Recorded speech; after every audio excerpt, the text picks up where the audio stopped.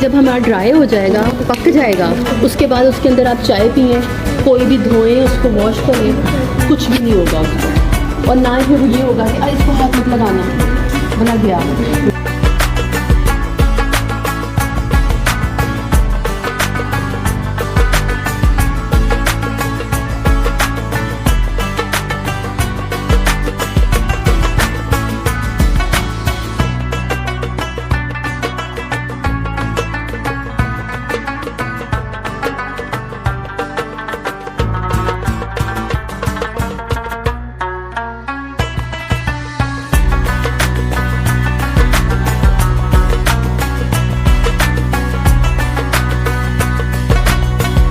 ये हमारे पास सबसे पहले होता है मॉडल। इसका हमने बनाना था मास्टर मोड, जो आप उधर कास्टिंग में कास्ट करके है ना, वो यही चीज़ है।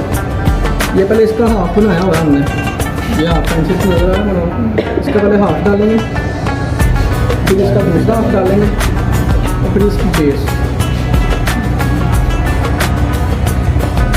ये हमारे पास एक मास्टर मोड तैयार हो गया।